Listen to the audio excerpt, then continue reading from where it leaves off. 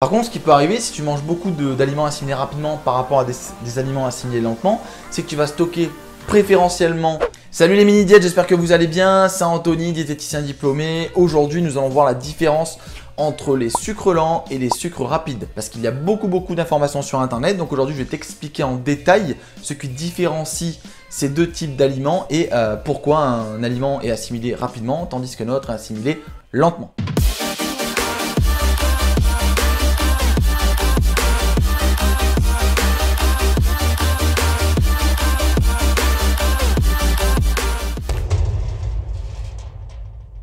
Avant de voir la différence entre un sucre lent et un sucre rapide, il faut déjà que tu saches ce qu'est un sucre dans l'alimentation. Donc, on va passer sur mon tableau et je vais t'expliquer en détail ce que ça veut dire quand on parle de sucre lent ou de sucre rapide. Dans les aliments que tu manges, tu as des nutriments, d'accord? Il y en a trois. Nous avons les protéines, d'accord? Je te mets un P. Nous avons les glucides et nous avons les lipides. Bon, là, je t'ai marqué en entier. Ok? Quand on parle de sucre lent et de sucre rapide, on ne parle pas de protéines, on ne parle pas de lipides, on parle de glucides. Dans les glucides, tu as deux molécules que tu dois retenir.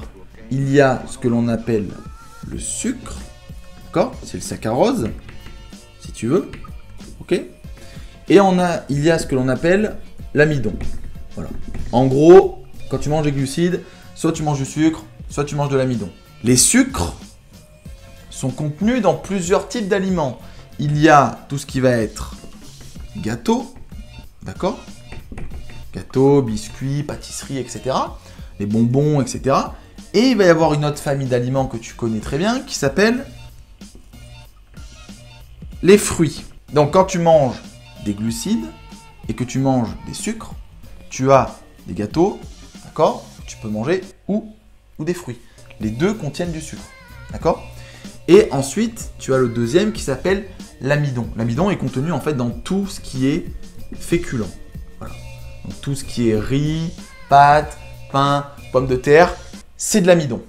Et à l'origine, en fait, on disait que tout ce qui était féculent était assimilé lentement. Tu vois, on parlait des pâtes pour les sportifs, du riz, etc. Et on disait que ça permettait de remplir les stocks d'énergie beaucoup plus lentement que lorsque tu mangeais des sucres. Ça, c'était de base. Donc, en fait, on considérait que tous les aliments qui avaient du sucre étaient assimilés rapidement et tous les aliments qui avaient de l'amidon étaient assimilés lentement. Ah oui, d'accord. Sauf que ce n'est pas la réalité, puisqu'en fait, effectivement, les pâtes et le riz sont assimilés moyennement, on va dire lentement, d'accord, sont considérés comme des sucres lents, mais la pomme de terre est assimilée rapidement, par exemple. Ou alors, le pain est assimilé très rapidement. Pourtant, il contient de l'amidon. Et le pain est même assimilé plus rapidement que du sucre pur. Oui, quand tu manges du pain, tu vas assimiler beaucoup plus rapidement les glucides qu'il y a à l'intérieur que quand tu manges du sucre en poudre. Donc, on voit bien que cette théorie de sucre rapide vs sucre lent par rapport à la molécule qui est contenue dedans ne tient pas, ça ne fonctionne pas. Les fruits sont assimilés lentement, les gâteaux sont assimilés rapidement, les bonbons sont assimilés rapidement. Donc, qu'est-ce qui fait qu'un aliment est assimilé lentement ou rapidement? On va parler en fait d'index glycémique. Donc l'index glycémique, qu'est-ce que c'est? C'est la capacité qu'a un aliment à augmenter ta glycémie. La glycémie étant ton taux de glucose, ton taux de sucre si tu veux, que tu as dans ton sang. Donc pour faire simple, si tu veux, dans ton sang, tu as du sucre, d'accord? Tu as une quantité de sucre. Cette quantité, elle est constante, d'accord? Elle est, elle a un certain grammage dans ton sang qui doit rester constant, c'est autour de 1 gramme par litre à peu près. Et quand tu vas manger un aliment, d'accord? Donc que tu manges des féculents ou que tu manges des fruits, donc quand tu manges un aliment qui contient des glucides, ta glycémie va avoir tendance à augmenter. C'est normal. De base, tu as une quantité qui est stable, tu manges des aliments qui t'apportent du sucre, bon mais ça va dans ton sang, ça augmente la quantité qu'il y a dans ton sang, ok? Bah ouais, logique. Sauf que plus l'aliment va avoir un index glycémique élevé, plus ta glycémie va monter rapidement. Plus un aliment va avoir un index glycémique bas, plus ta glycémie va monter lentement. Donc on parle IG bas, IG moyen, IG haut. Et donc en fait on a catégorisé les aliments en trois catégories. Soit l'aliment est IG bas, soit il est IG moyen, soit il est IG haut. Et par exemple, tu vois, le pain, c'est un IG haut. Tu vois, il y a un IG de 85. Voilà, c'est sur une échelle de 1 à 100 si tu veux. Donc IG 85. Les fruits en moyenne sont entre 30 et 40. Tu vois, d'IG. Donc en fait, ça va dépendre de l'aliment véritablement. C'est pas en fonction du nutriment qu'il y a à l'intérieur. Tu vois, par exemple, le riz, si je dis pas de bêtises, tu dois être à 59 d'IG. Et pourtant, dedans, tu as de l'amidon.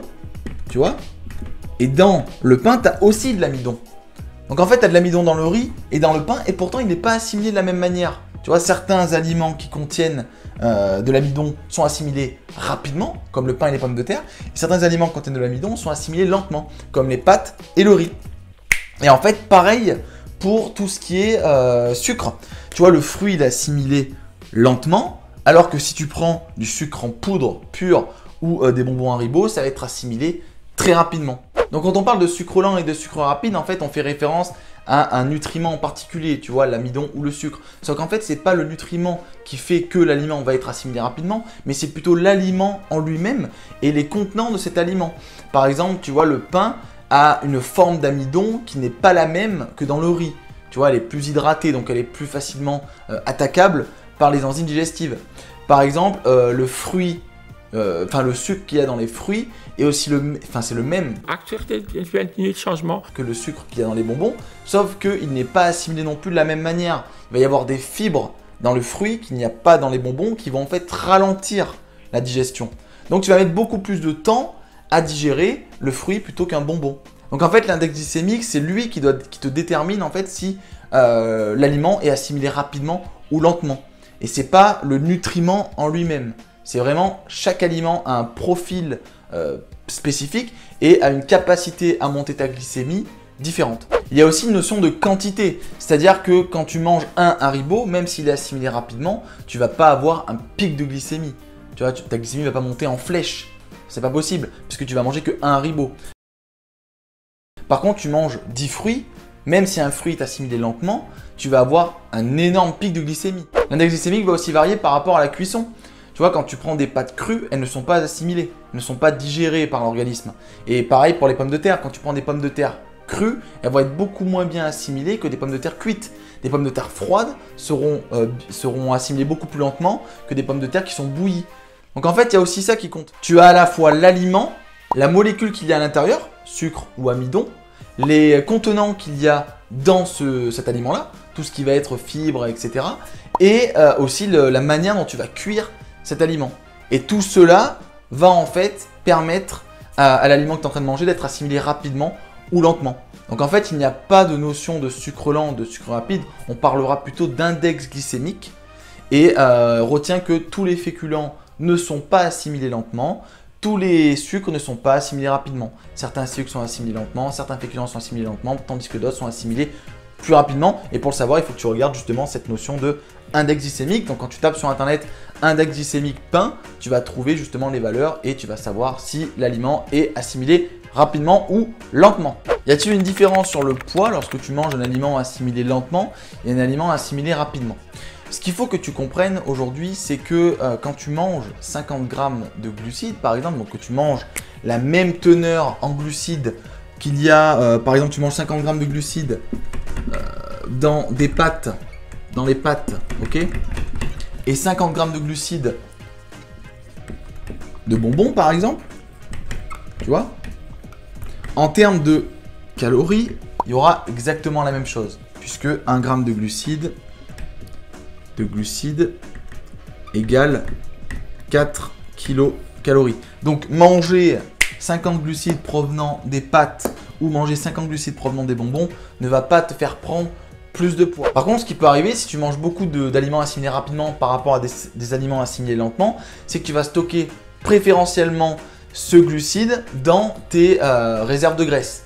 Voilà, plus un aliment est assimilé rapidement, plus tu vas avoir une sécrétion d'insuline qui va être élevée, plus tu as de chances de stocker dans le gras. En même temps, c'est normal, c'est-à-dire que si la glycémie arrive très rapidement, le corps, lui, ça lui crée un stress de voir qu'il a énormément de sucre dans le sang, donc il va tout faire pour s'en débarrasser. Et donc, le meilleur moyen, c'est de le mettre justement dans les réserves adipeuses.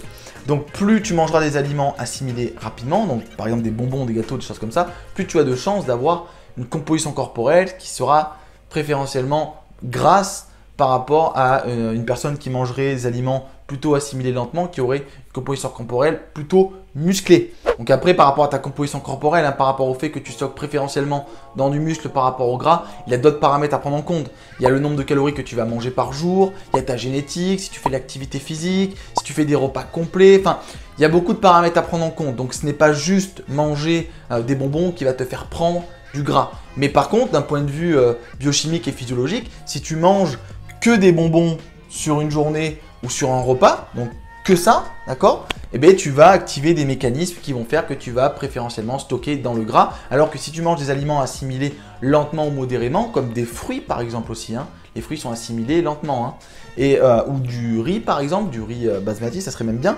Et bien du coup, ce qui va se passer, c'est que tu vas préférentiellement stocker dans le muscle et dans le foie et très peu dans tes réserves de graisse. Voilà, on arrive à la fin de la vidéo. J'espère que tu as bien compris la différence entre sucre lent et sucre rapide. Si tu as des questions, n'hésite pas à me les poser en commentaire. Et moi, d'ici là, je te souhaite de passer une excellente journée et je te dis à plus tard dans la prochaine vidéo. Merci d'avoir regardé la vidéo jusqu'à la fin. Pour soutenir la chaîne, abonne-toi, partage la vidéo et donne-moi en commentaire ton avis ainsi que des idées de futures vidéos que tu aimerais voir sur la chaîne. Tout ça va augmenter la visibilité de la chaîne et ça me motivera à te faire encore plus de contenu. En attendant la prochaine vidéo, tu peux t'inscrire sur la formation gratuite que j'ai créée, formation de 5 vidéos qui va t'expliquer en détail comment perdre du poids sans faire de régime, sans te frustrer et sans forcément faire de sport.